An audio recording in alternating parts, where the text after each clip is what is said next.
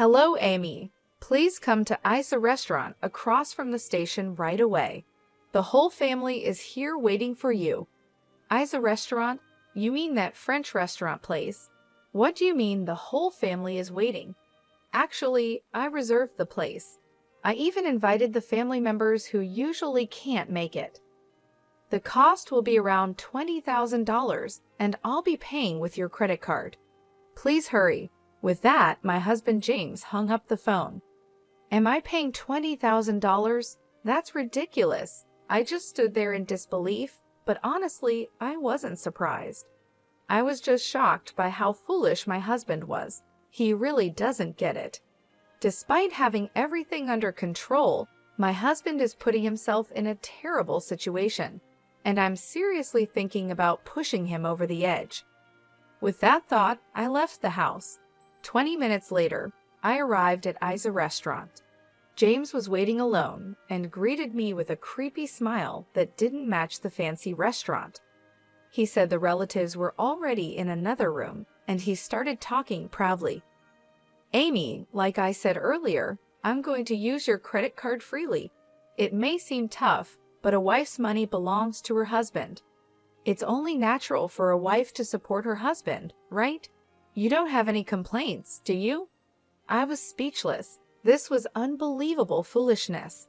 According to James, 25 relatives had gathered, and he had booked an expensive meal that cost $800 per person. Isa Restaurant is indeed a French restaurant place, known for offering high-quality meals at reasonable prices, but my husband purposely chose the most expensive $800 option. It's like he enjoys making his wife suffer, completely unaware of the mess he's getting himself into. James seemed pretty pleased with himself in this ridiculous situation, and all I could do was laugh. A wife's wallet belongs to her husband? It's natural for a wife to support her husband? Well, I stopped that a month ago. What? You stopped being a wife? You can't just quit like that. Divorce requires formal procedures, you know that, right? James, you don't understand anything. If you did, you wouldn't have reserved such an expensive place. How do you plan to pay without money? Are you planning to dine and dash? I would never do something so foolish. Let me say it again, I'm going to pay with your credit card. If you don't like it, I'll really make you stop being my wife. Right after he said that, I pulled out a document and shoved it in front of him, showing just how clueless he was. I canceled the credit card a month ago. Here's the cancellation certificate. I brought it because I knew you wouldn't believe me. The card is useless now, so I'll ask again with no money. What are you going to do? Are you planning to run away? What? I can't use your credit card? That's impossible. That cancellation certificate must be fake. After all, the credit card I took was from your purse. If it was really canceled, why would you keep it in your purse? So you're not even hiding that you took it from my purse. I left the canceled card in there because I thought you might try to steal it. You were completely tricked. Poor thing. Amy, what's with that attitude? It's not acceptable for a wife to speak to her husband like that. James thinks he's better than me, so being outsmarted by someone he sees as beneath him must be unbearable. His frustration peaked, and he started raising his voice without caring who heard him. Even though we were in a corner of the restaurant, his voice carried, and the staff began to notice. The place started to buzz with whispers. Looking around, James quickly forced a smile and tried to calm things down, acting like everything was fine, but the whispers didn't stop. James's face turned red with embarrassment, but compared to what was coming, this was nothing. Soon after, my in-laws came over to me. It seems James's loud voice had reached the relatives as well. James, what are you doing? The relatives are all shocked. You're disturbing other guests too. Look, everyone is watching. I just got a little excited. It's nothing serious, so don't worry. It seemed my in-laws hadn't caught the details of our conversation and looked confused, but they didn't say anything more. James was smiling slightly, trying to smooth things over, but he was probably relieved inside that his parents-in-law had shown up. He only shows his true self to me, especially since he works for the company his father runs. In front of him, James always pretends to be the perfect husband. I also looked shocked, just like my in-laws, but James gave me a stern look and silently warned me, "Don't say anything unnecessary. I won't forgive you if you do." I could feel the pressure from him. He has always tried to scare me and control me with force. I used to be afraid and would do what he wanted, but this time I couldn't take it anymore. James inviting the relatives turned out to be the perfect chance to show everyone his true colors. I started talking to my in-laws about who was going to pay the bill. James planned to use my credit card, I explained. He took the card from my purse and reserved this restaurant without asking me. My in-laws were shocked. That credit card was actually canceled a month ago, but James doesn't know that and was planning to use it anyway. He doesn't have any money, so how does he plan to pay? "Wait a minute, Amy," they said, confused. "Are you saying James took your card and planned to pay for today's meal with it?" James said he would cover the cost, which is about $20,000. But if what you're saying is true, was he really planning to make you pay $20,000? That's hard to believe. Could this be a misunderstanding? My in-laws were clearly upset, which is the usual reaction. Even though it sounds unbelievable, it's the truth. Trying to hide what was really happening, James started talking in a cheerful tone with a forced smile. "Amy is mistaken. I plan to treat everyone at my own expense. I'll settle the bill, so don't worry." With those words, James walked over to the cashier to pay, throwing a creepy smile my way. It was obvious he didn't believe that I had really canceled the credit card, even after I showed him the cancellation certificate. After a while, James returned with a smile, and my in-laws seemed relieved that the payment had been taken care of. But I could sense James's tension. He must have been panicking inside, realizing that things were going wrong because the credit card didn't work. That was no surprise, since I had definitely canceled it. The only option left for him was to pay the $20,000 himself, but he couldn't do that. I also knew what he was hiding in that moment. I gave him a cold stare and said, "Tell the truth before things get worse." My words made him nervous, and his face changed. After thinking for a moment, he finally admitted the truth. "Sorry, Dad, Mom, I really couldn't make the payment. Amy's credit card was actually canceled." "Is that true? Were you planning to use Amy's card to pay?" his parents asked. "It's a misunderstanding," he tried to explain. "It's true I intended to pay today's expenses with Amy's credit card, and I had discussed this with her. I was just shocked to find out the card was already canceled. I apologize, but I'll have to ask for help to cover this myself. I promise I'll repay you." He was mixing lies with the truth, trying to find a way out of the situation with surprising boldness. Then he leaned over and whispered to me, "Why did you cancel the credit card? Are you trying to embarrass me?" "Why? It's simple. I didn't want you to use it without my permission," I replied firmly. "The real issue isn't the embarrassment. It's the fact that you were using the card without my consent." He looked at me, surprised by my bold response, and quickly said, "Be quiet. Don't talk about this here. Keeping a canceled card in your purse just causes confusion." But it seemed my in-laws had overheard our conversation, and they turned to James with a stern look. "James, what are you doing? You tried to use Amy's card. Taking it from her purse without permission is unacceptable." "Oh, well, there were reasons," James stammered, struggling to find the right words when his father pressed him. Sensing the opportunity, I decided to explain everything in detail, wanting to reveal his true nature to his parents. For the past year, James has barely been home. At first, I thought it was because he was busy with work since your company is quite large, father-in-law. But then, James started going out even on holidays and missing important dates like my birthday and our anniversary. On top of that, he began paying more attention to his appearance and started using my credit card without my permission. My in-laws exchanged worried looks, clearly sensing something was very wrong. I asked James if we could spend more time together as a couple, and if he could stop using the credit card without asking me first. But he argued that it's natural for a wife to support her husband and didn't listen. Worse, he even threatened me with divorce and showed me a divorce form he had already signed. "Divorce?" my father-in-law exclaimed in surprise. "Have you been making Amy suffer this much?" my mother-in-law asked, raising her voice. My father-in-law stared sternly at his son, realizing that his belief in James being an ideal husband was shattered. There was still hope that James would admit his mistakes, but instead, he tried to defend himself. "No, that's not it. What Amy is saying isn't true. I need to look after my appearance because I'm preparing to take over as president. The meetings I attend on weekends are networking events and seminars, all part of my job. What's wrong with using joint funds for work-related expenses? If I stop earning, my wife would suffer too," James said, trying desperately to justify his actions.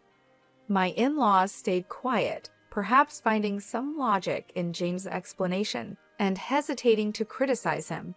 However, I knew the truth and his excuses didn't matter. "Oh, really? Can you still say it's part of your job after seeing this?" I said, deciding to show more evidence to my in-laws. From my handbag, I pulled out a document that listed dates, store names, and amounts spent. "What is this?" they asked. "This is a credit card statement. As you can see, it shows purchases of luxury items for women." "Why would you buy things like that?" I asked, holding up the document. James quickly tried to grab it from me, but I moved his hand away and looked at him, demanding answers. "Why did you buy luxury items for women with my credit card? Cosmetics and jewelry aren't needed for your job, are they? Can you explain this?" Those were gifts for the women at work for their birthdays.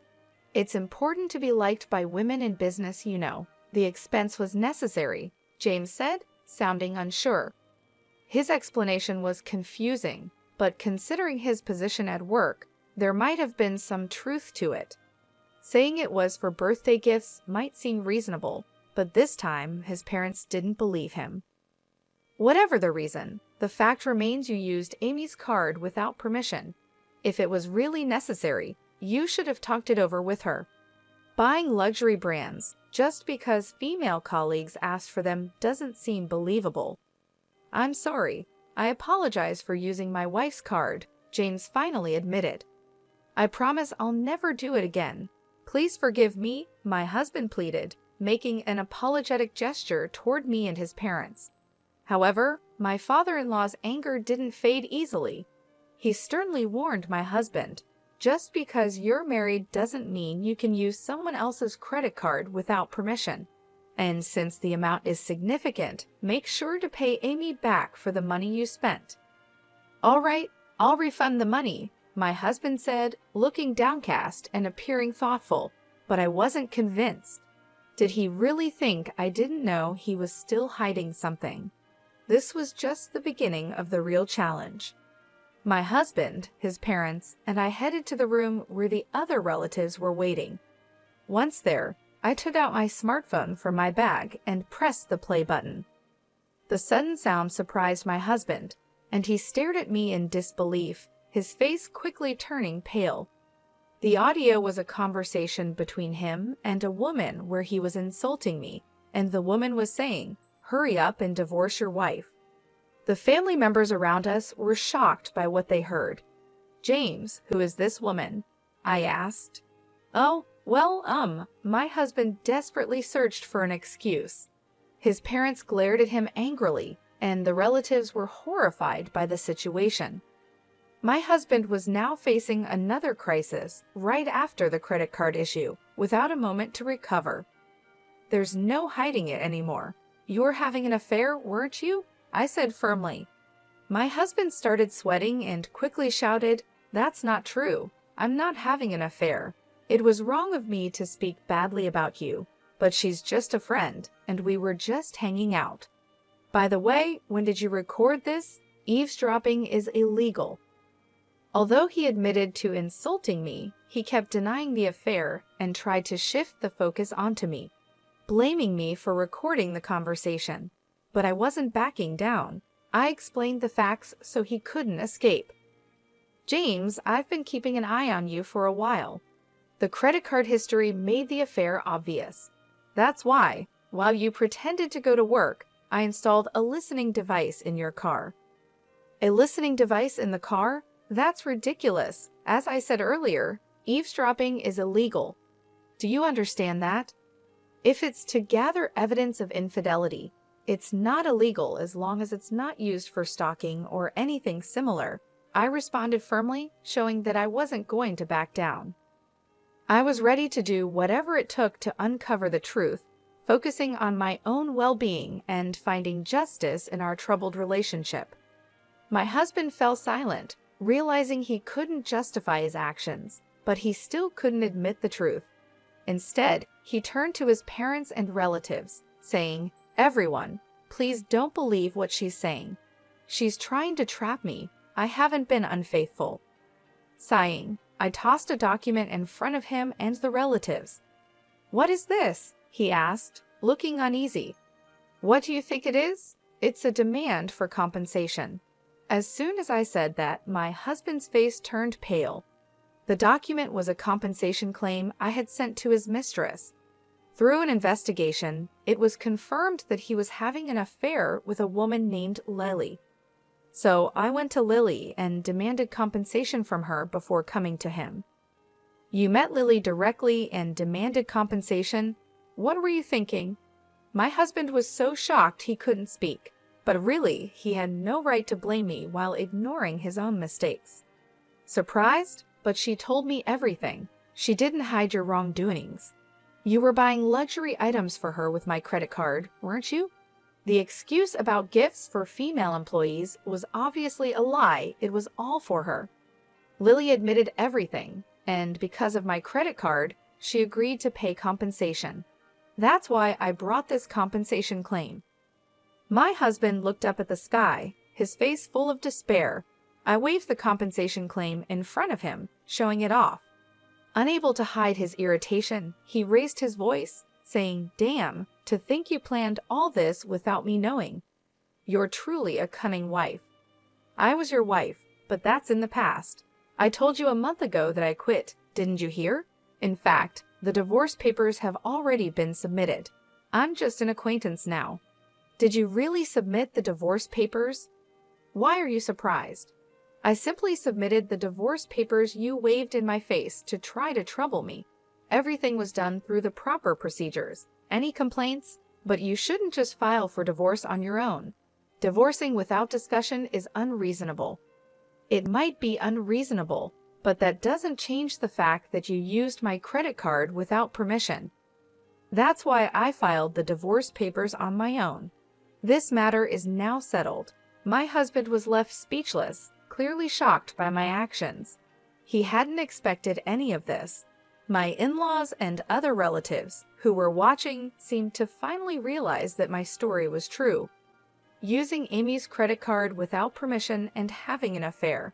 To think we believed you two were happily married and you were committing such betrayals, they said, their faces filled with anger. The entire family sternly reprimanded my husband. My father-in-law spoke firmly. "This marks the end of our relationship as parent and child. Additionally, you are fired from the company." "Fired? Just for an affair? This is too harsh. Think about it calmly," my husband protested. At that moment, a sharp snap echoed through the room. My mother-in-law had slapped my husband hard across the cheek. Tears filled her eyes, a mix of sadness, pity, and disappointment. "Just an affair? You're the one who's wrong, James. You planned to hurt Amy and then just run away?" Her voice was filled with anger, and my husband had nothing to say in response. All eyes in the room stared coldly at him. "Mere an affair," he had said, revealing his irresponsibility. He had always proclaimed, "My wife's money is mine." A wife should devote herself to her husband. Such selfish attitudes were unforgivable. For a moment, he remained silent, but then, with stubborn defiance, he slowly raised his head and declared, It doesn't matter if I'm divorced or fired. I'm going to be with Lily." "What did you say?" Everyone was shocked as my husband openly revealed his plans to marry another woman right after our divorce. He then confidently declared, "I am skilled enough to work at any company without a problem. My father's company is worthless. As long as I have Lily, that's all I need. I truly love her. Marrying her is all that matters to me." My in-laws were stunned by his words. Even after being pushed into a divorce, cut off by his family, and losing his job, my husband still remained defiant. But his arrogance was about to hit a wall. "You might not know this, but Lily has been seeing several other men as well," I revealed. "That's a lie. Lily loves only me. You're just jealous and making this up," he shouted back, refusing to believe it. "But it's the truth. She has relationships with multiple men, and you weren't the most important to her." "Not the most important." "Yes, you weren't that significant to her. In fact, she paid the compensation to me quickly to avoid any problems." "I can't believe it. I didn't think Lily was that kind of woman. The idea that she had feelings for you was just a delusion. You were being used. By the way, the compensation she paid me was actually funded by another man she was seeing." "That's a lie. There's no way Lily would deceive me. We are going to get married. Nothing you do can stop us." My husband still couldn't accept the truth, so I calmly confronted him with the reality. "It's time for you to understand that you've been abandoned. Haven't you noticed that you haven't been able to reach Lily lately? Your calls and messages aren't going through, right?" Now that I mentioned it, my husband hesitated. He started to realize what was happening. "In short, you are no longer needed. You've been blocked." "I am no longer needed." "Yes, exactly. Do you understand now? There's nothing left for you. This is what happens when you deceive others." After hearing this, he collapsed to his knees and bowed his head. "Please, Amy, I'm truly sorry. Please forgive me," he pleaded. It seemed he finally realized his situation. "Please reconsider the divorce. Please reverse the firing," he begged, bowing repeatedly to me and his parents. But everyone had already moved away from him. "It's too late for apologies now. I will demand a fair division of our property and the money you wasted using my credit card. A person like you is just a nuisance to any organization. If you think you can work somewhere else, go ahead and try. It will be worthless. Please don't leave me like this. I'm reflecting on my actions. Can I have just one more chance?" he continued, his voice filled with tears. He appealed to his father, but my former father-in-law, having given up on his son, ignored him and hurried out of the restaurant. His wife followed, and the relatives also began to leave, showing no further interest in my husband. "Well, I'll settle the payment then," I said. "What? You're paying the $20,000? he asked in disbelief. "Of course, I'll bill it later," I replied with a sweet smile. He muttered something as he collapsed onto his knees. Today, because of my retaliation, became the most painful day for him. However, this story is not yet over. His ordeal will continue. After the incident, I returned to my parents' house, but for the past few days, I've been receiving numerous missed calls, all of them from my ex-husband, James. The phone is still ringing nonstop, and I know exactly why. I have been ignoring his calls on purpose, but this time, I decided to answer to deliver the final blow. "Amy, you finally answered. Please help me. I'm really in trouble," James pleaded. "It sounds like a tough situation. What happened?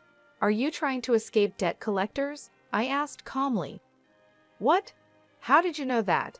Did someone tell you?" he replied, shocked. "No, I found out on my own. James, you've racked up a lot of debt, haven't you? Not only were you giving money to your mistress, but I also heard you've been paying your coworkers to do your job. Despite their refusals, you forced them by using your position as the boss's son. You used underhanded tactics to keep up appearances at the company, enjoying affairs in your free time, and took on debt just to live how you wanted. Such foolish actions. On the day the family gathered at the fancy restaurant, when it was discovered that the credit card had been canceled, James had no choice but to pay the $20,000 himself. But I knew he couldn't do it. I had already found out about his significant debt. James, this is all the result of your own actions. But you're capable, aren't you?